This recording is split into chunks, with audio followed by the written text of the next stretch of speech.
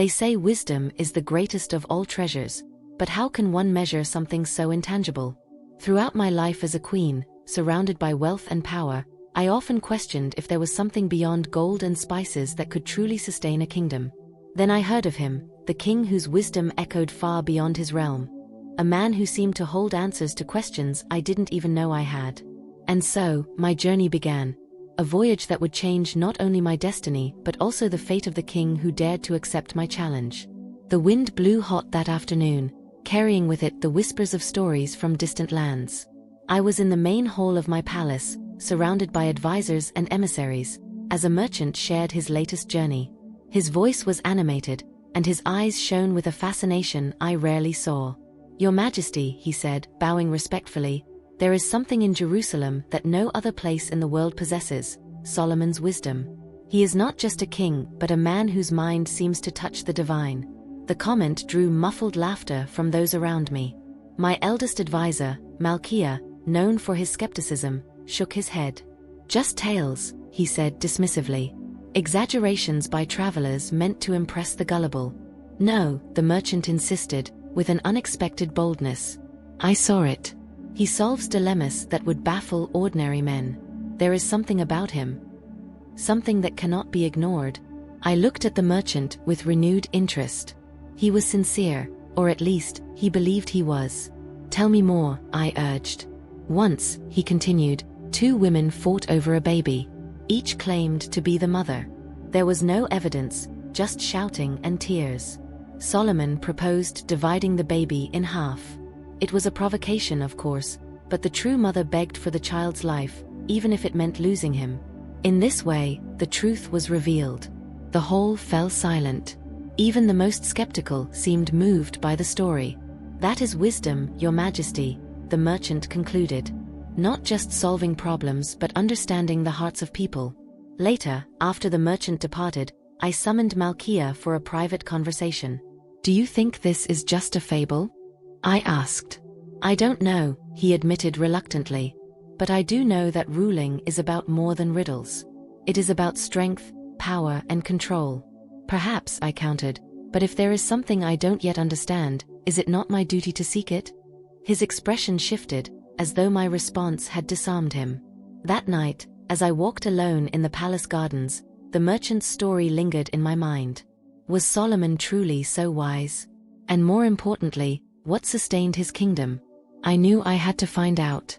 The decision to travel to Jerusalem threw the palace into a frenzy. Soldiers mapped routes, servants packed chests of gold and spices, and advisors whispered concerns they thought I couldn't hear. Malkia, however, did not hesitate to voice his doubts directly. "Your Majesty, leaving the kingdom for so long is risky. And carrying so many treasures through the desert? It's an invitation for thieves and mercenaries." "You fear for the caravan's safety," I retorted. "But what you truly fear is that I might find something that challenges the way we govern." He hesitated but remained composed. "And what if Solomon is not the man they claim? What if this journey is a waste of time and resources? Then we will return knowing there was nothing more to learn. But if he is, this journey will be the most valuable investment we've ever made." He bowed silently, but I could sense that his doubts had not faded. The night before our departure, I walked through my garden once more. The stars shone brightly, and the warm desert wind seemed to carry questions I could not answer. "Why does this restlessness refuse to leave me?" I murmured to myself.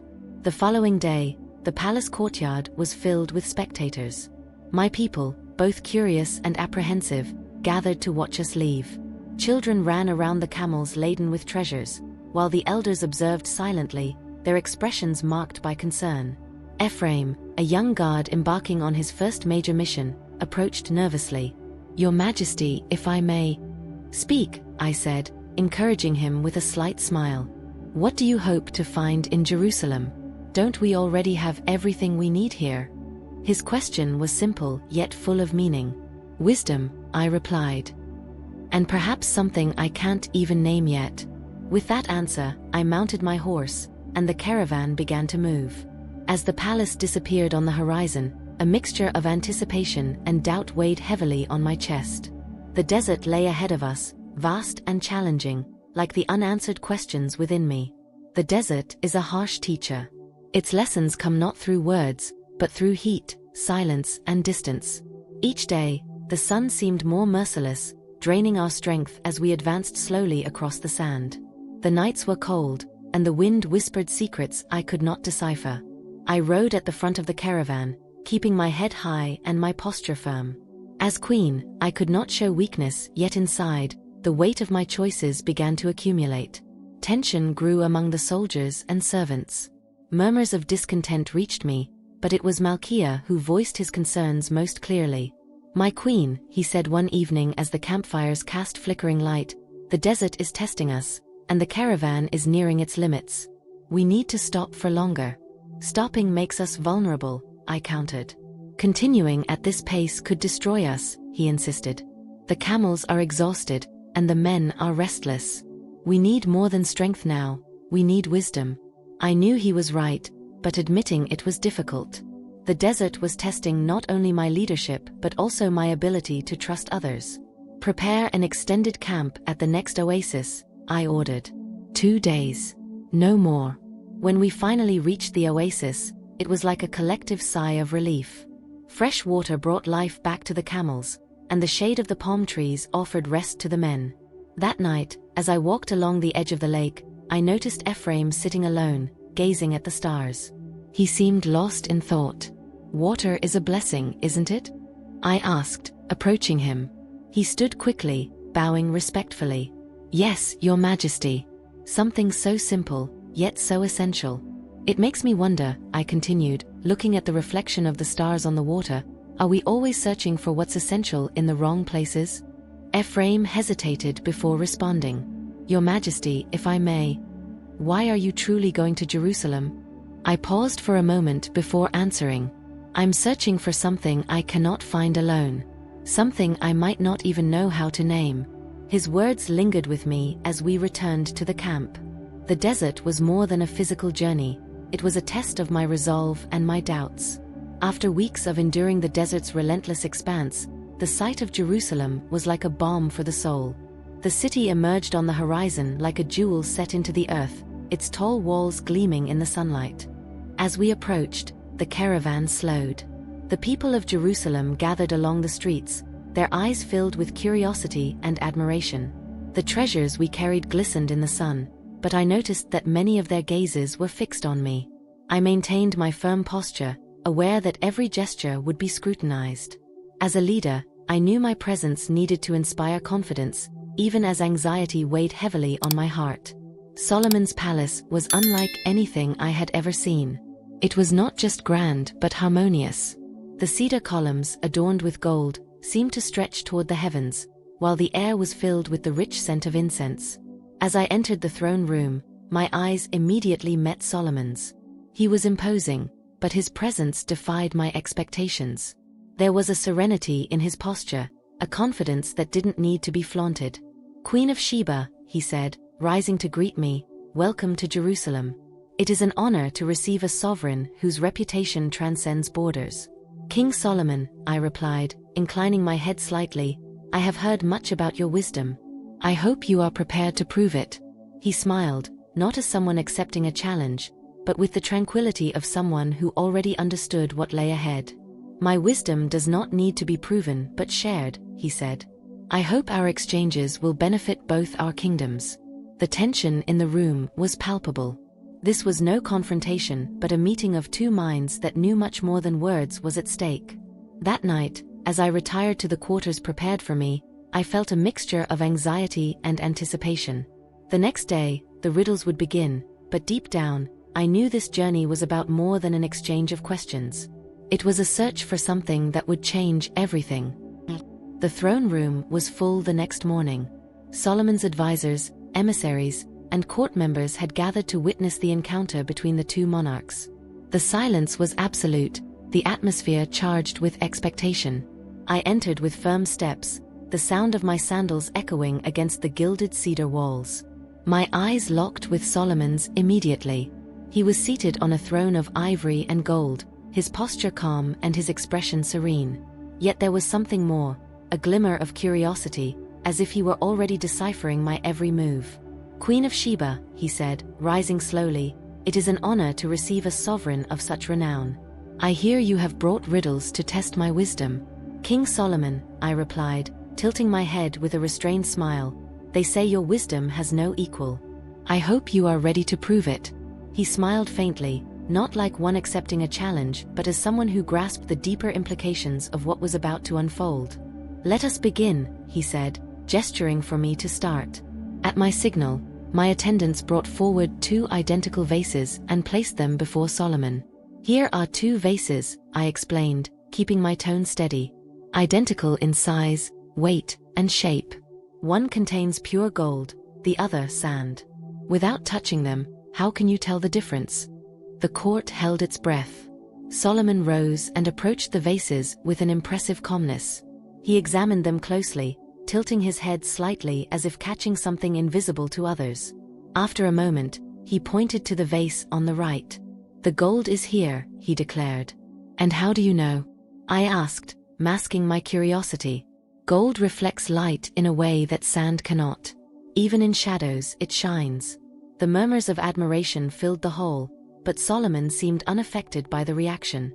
He returned to his throne, folded his hands, and smiled. My turn, he said. I gestured for him to continue. What is both the strongest and weakest thing at the same time, capable of destroying kingdoms and healing wounds? I thought for a moment before answering. The heart, I declared. Because, despite its fragility, it carries the strength to love, to suffer, and to lead. Solomon nodded, satisfied. Precisely. Our first exchange had been more than a test of intellect. It was a dance of respect and strategy, where each answer revealed something deeper about who we were. In the days that followed, our exchanges deepened. They were no longer just riddles. They became philosophical debates, moral dilemmas, and reflections on the role of a leader. The court watched in silence as Solomon and I delved into the complexities of power and wisdom. Queen of Sheba, Solomon asked one morning as we walked through the palace gardens, what do you believe is the greatest challenge for a leader? I paused to reflect before answering. Balancing strength and justice. A leader must be strong to protect their people, but just enough not to become a tyrant. He nodded slowly, though his gaze carried a subtle challenge. I would add another layer, he said. The greatest challenge is knowing when to listen. Many leaders fall because they believe their wisdom is enough, ignoring the strength that lies within their own people. His words struck a nerve. I had always prided myself on my authority, but had I, in my pursuit of effective leadership, forgotten how to listen? The next day, I decided to challenge him with a moral dilemma. Imagine, I began, 2 families are about to fight over a field, each claiming it as their own. There is no proof, only conflicting memories. How would you resolve it? Solomon smiled, as if he had faced a similar situation before. I would gather them and ask what that field means to them. The true owner will not be the one who simply wants it, but the one who understands its value and purpose. His response impressed me. He sought not just practical solutions, but to understand the emotions and intentions behind the problems. Later, he shared one of his most famous judgments. 2 women came to me, both claiming to be the mother of a baby. There were no witnesses, only cries and tears. I proposed to divide the baby in half, knowing the true mother would relinquish her claim to save the child. And so it was. But wasn't that risky? I asked, intrigued. Sometimes, wisdom lies in testing the limits of the human heart, he replied. With every conversation, I felt I was learning something new, not just about Solomon but about myself. He challenged me to see beyond logic and to understand the heart of the matter. That night, as I walked alone through the palace corridors, I realized my journey was only beginning. At the end of another intense day of debates, Solomon and I met again in the palace garden. It was a tranquil place, where the golden light of the setting sun danced on the olive leaves, and the sound of running water from a fountain filled the silences with calm. Queen of Sheba, he said, his voice gentle but filled with purpose, you have brought many gifts to my kingdom. Impressive treasures. But I sense that the greatest gift you brought is not in the chests your camels carried. I stopped walking and looked at him, feeling exposed. Solomon had a way of seeing beyond words, of touching what lay hidden. You're right, I admitted after a long pause. The treasures I brought are mere symbols. My true gift to you is a question. A question. He tilted his head, intrigued. Yes, I continued. What truly sustains a kingdom? It is not gold or strength. I have spent years ruling with justice and determination, yet I have always felt something was missing. I want to know, what is the foundation of a lasting kingdom? He studied me for a moment, as though deciding how much truth to share. Finally, he gestured toward a nearby olive tree. Look at this tree, he began. Its branches stretch in every direction, yet it stands firm because its roots run deep. A kingdom is like this tree. It is sustained by 3 roots: justice, wisdom, and faith. Faith? I asked, intrigued. Faith in what? Faith in what is greater than ourselves, he replied with a gentle smile. Faith in God, faith in our people, and perhaps the hardest of all, faith in ourselves. Without justice, the people revolt. Without wisdom, the leader is lost. And without faith, there is no purpose to govern. His words resonated deeply. For the first time, I felt that my quest was drawing closer to an answer. Yet at the same time, I realized the answer was greater than anything I could control. Perhaps the greatest gift I brought, I began, my voice softer, is not something you can keep, but something we can share, our doubts and our questions. Because perhaps true wisdom lies not in the answers, but in the courage to ask. He smiled, and in that moment, I realized that something between us had shifted. We were no longer just 2 leaders exchanging ideas, we were 2 souls learning from one another. When the day of departure arrived, I felt an unexpected heaviness in my heart. Jerusalem had become more than a destination. It was a place where I had found something I didn't know I was seeking. Solomon stood at the gates to bid me farewell. He appeared as calm as on the day I had met him, yet there was a lightness in his expression that hadn't been there before. Queen of Sheba, he said, bowing slightly, I hope your journey has been as transformative as the one that brought you here. It has, I replied with a sincere smile. And I hope our conversations have been as valuable to you as they were to me. More than you can imagine, he said, his eyes shining with something that felt like gratitude. As the caravan slowly moved away from Jerusalem, I looked back one last time. Solomon remained at the gate, his figure a living reminder of the wisdom I had found there. The journey back across the desert was different. The physical challenges were the same, but my mind was filled with reflections. Each night under the stars was an invitation to revisit Solomon's words: justice, wisdom, and faith. When we finally arrived in my kingdom, I was greeted with grand celebrations. Yet within me, there was a renewed sense of purpose. I summoned Malkiah and my other advisors for a special meeting. My queen, Malkiah said after hearing my ideas, it seems your journey truly brought back something unexpected. It brought more than answers, I corrected. It brought questions we must ask together, as a kingdom. Community councils were one of the first reforms I implemented. Creating spaces where farmers, artisans, and healers could share their ideas transformed the way we governed. A young man proposed a more efficient irrigation system, and an elderly woman introduced new farming methods that increased productivity. These changes didn't just improve our kingdom, they redefined what it meant to lead. I realized that true strength lies in empowering others, in listening, and in cultivating the roots of justice, wisdom, and faith. As the years passed, Solomon's words continued to echo in my mind. Sometimes at night, I would gaze out at the desert and wonder if he, too, thought of our conversations. Had I impacted him as deeply as he had impacted me? I never knew. But I knew that our exchanges had created something eternal, a legacy of wisdom that would transcend us both. The years went by, yet the lessons I brought back from Jerusalem remained alive, shaping not only my reign but also the spirit of my people. The reforms I implemented built a stronger, more resilient kingdom, sustained by something Solomon had taught me: the power of balance between justice, wisdom, and faith. The community councils I established flourished, giving voice to those who had been ignored. It was there that some of the most transformative ideas emerged. A young farmer proposed a crop rotation system that prevented soil exhaustion. An elderly healer shared traditional methods of medicine that saved many lives during an epidemic. Once, during a meeting, Malkiah, who had once been a staunch critic of these changes, approached me with a reflective expression. Your Majesty, he began, bowing respectfully. At first, I thought these ideas would only dilute your authority.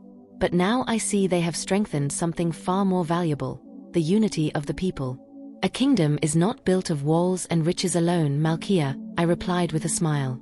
It is built of people. When we give them the opportunity to contribute, we create something that goes beyond any throne. Those words reflected not only what I had learned from Solomon, but also how I now viewed my role as queen. Leadership was no longer just about ruling, it was about inspiring and empowering. Yet, my connection to Jerusalem never truly faded. Sometimes at dusk, as I stood on the terrace of my palace, gazing at the desert, I thought of Solomon. Did he reflect on our conversations as well? Had my questions made him see something new, just as his answers had transformed my perspective? I never had that answer, but perhaps it wasn't necessary. I knew that the impact of our meeting had transcended words and borders. When the time came to abdicate the throne, I gathered my people for a final address. The palace courtyard was full, and the emotion in the air was palpable. My people, I began, my voice laden with emotion. Many years ago, I crossed the desert in search of answers. In Jerusalem, I met a king whose wisdom was legendary. But what I truly found was something greater, a deeper understanding that leadership is not a destination, but a continuous journey. I paused, letting the words sink in. A kingdom is not sustained by strength or wealth alone, but by something far deeper: justice, wisdom, and faith. These are the roots that keep us strong, even in the face of the greatest storms. I looked out at the faces gathered before me, each one a reminder of why I had chosen to serve. Today, I pass the throne to the next generation, but I leave more than a kingdom. I leave a legacy of questions. Always ask. Always seek wisdom. And never stop believing in the power of a just heart. The crowd responded with applause and acclamation, but within me, I felt a quiet peace. That night, I sat alone in my garden.